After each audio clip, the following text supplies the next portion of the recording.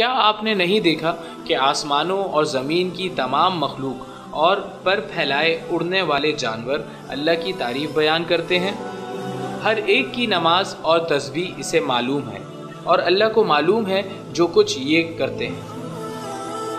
अगर हम गौर करें इस जहान पे, अपने आसपास, तो हम पाएंगे कि कुछ भी यहाँ बेमायने या बेमकसद नहीं। बेशक कुदरत में आपको कोई कचरा नाम की चीज़ नहीं मिलेगी। बस ये इंसान है जिसने प्लास्टिक ईजाद किया, जोड़ तोड़ के अलग अलग नस्ल के केमिकल्स वजूद में लाए और न्यूक्लियर वेस्ट प्रोड्यूस किया। हवा हो या पानी, पूरे जहान को बर्बाद किया। लालच के सबब पेड़ पौधे सब बेच खाए। कोई जानवर हमसे महफूज ना रह सका। हमने कई मछलियों की नस्लें ख़त्म कर डाली, अदरवाइज़ हर चीज़ यहाँ तवाज़ुन में चल रही है, अपने अपने मदार में या अपने एक हैबिटेट में, अपनी छोटी सी दुनिया में जी रही है।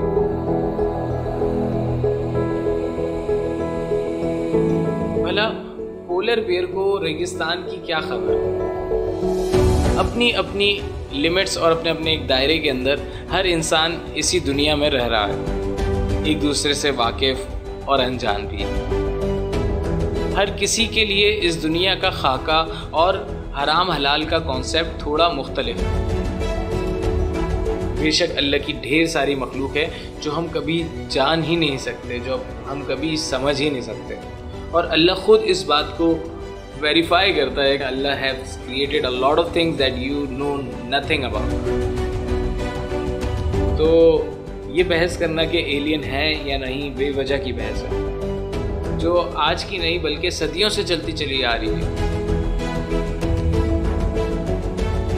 हम जितना भी बेहतर से बेहतर इलेक्ट्रॉनिक माइक्रोस्कोप बना लें या अपने टेलीस्कोप को जहाँ भी भेज दें, पर हमारी एक लिमिट है और इंसान ना उस लिमिट से आगे बढ़ सकता है और ना ही पीछे हट सकता है।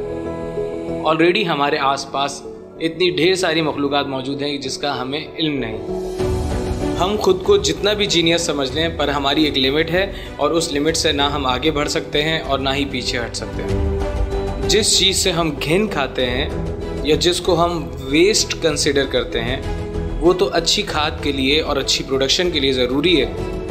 उसी में से सब कुछ उगता है जो कि हम नोश फरमाते हैं, और जब हम मरेंगे तभी तो उन डिकम्पोजर्स का पेट भरेगा जिनके नसीब में हमें लिख रखा है।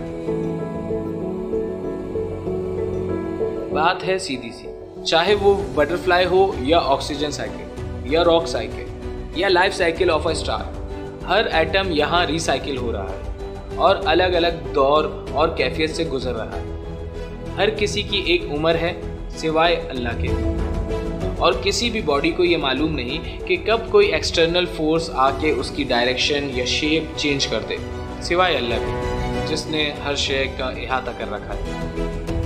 अगर हमने अल्लाह की निशानियों पे गौर व फिक्र ना किया तो हम शैतान का आसान शिकार होंगे और खालिक को छोड़ किसी भी मखलूक के इशारे पे चल पड़ेंगे और उसी की तारीफ़ें बयान करेंगे, उसी के पीछे अपनी ज़िंदगी वक्फ कर डालेंगे।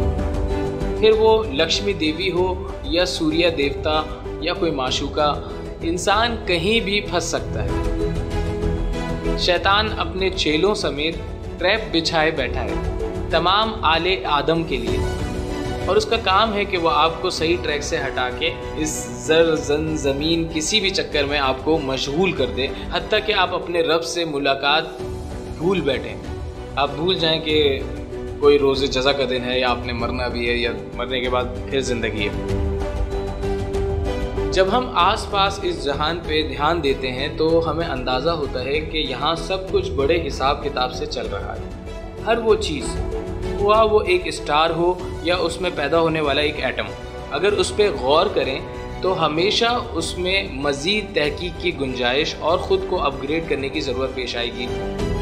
हर इंसान के लिए दुनिया सिर्फ उतनी है जितना उसका इल्म या जहाँ तक वो तजुर्बा कर सका अपने दौर, इलाके और वसाइल के मुताबिक। ज़िंदगी भर हर वो चीज़ जो आपके सामने आती है या आप जिस तक पहुंच जाते हो, जिससे आप इनकाउंटर करते हो, या वो हालात जो आप पे आन पड़ते हैं, आपको हैरान और मुतासिर करते हैं और अपने साथ इंगेज करने की कोशिश करते हैं। कुछ आपकी जिम्मेदारियों में शामिल हो जाते हैं और कुछ से पीछा छुड़ाना आपके लिए लाजिम हो जाता है। आप 2-3 चीज़ों को मिला के या तोड़ के एक नई चीज़ वजूद में ला सकते हैं। ये सलाहियत अल्लाह ने हमें दी है कि हम टूल्स बना सकें, पर कुछ क्रिएट करना खुद से from nothing is impossible for humans. We can not produce a shit unless we eat something. हम कुछ भी पैदा नहीं कर सकते खुद से सिवाय ख्याली पुलाव के या आइडियाज़ कि वो भी अल्लाह की रज़ा से, जो किसी सोर्स के ज़रिए वो आपके दिल या दिमाग तक पहुंचाता है। और ये आइडियाज़ या ये नियत और साबित कदमी ही है जो आपकी डेस्टिनी डिसाइड करती है। इंसान खुद वाकिफ नहीं कि कब कोई अच्छा या बुरा आइडिया उसके दिलो दिमाग में आके बस जाए, जो उसकी ज़िंदगी संवार दे या तबाह कर दे।